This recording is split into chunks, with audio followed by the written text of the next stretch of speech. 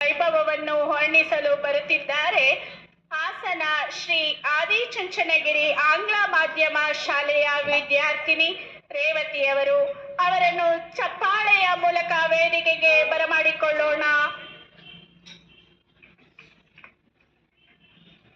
ಜೈ Shri Gurudev. BGS ವೈಭವ. ಎಲ್ಲರೂ BGS ವೈಭವ ನೋಡಲು ಬಂದಿದ್ದೀರಾ? ನಾನು ಕೂಡ ಬಂದಿದ್ದೇನೆ.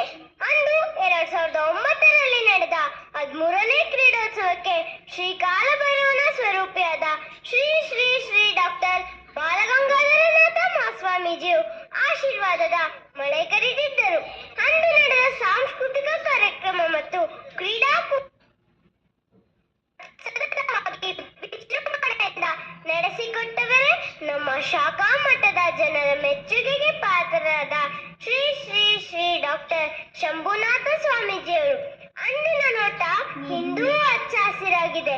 ಆ ಹಚ್ಚ ಹಸಿರನ್ನು ಹಸನಾಗಿಸಲು ಶಿವ ಸ್ವರೂಪಿಯಾದ ನಿರ್ಮಲ ಮನಸ್ಸಿನ ಶ್ರೀ ಶ್ರೀ ಶ್ರೀ ಡಾಕ್ಟರ್ ನಿರ್ಮಲಾನಂದನಾಥ ಮಹಾಸ್ವಾಮೀಜಿಯು ಆಶೀರ್ವಾದಿಸಿದ್ದಾರೆ.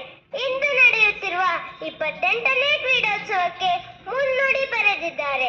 ನಮ್ಮ ಹಾಸನಾಂಬೆಯ ಹೆಮ್ಮೆಯ ಪುತ್ರ ಶ್ರೀ ಶ್ರೀ ಶಂಭುನಾಥ ಸ್ವಾಮೀಜಿಯವರು.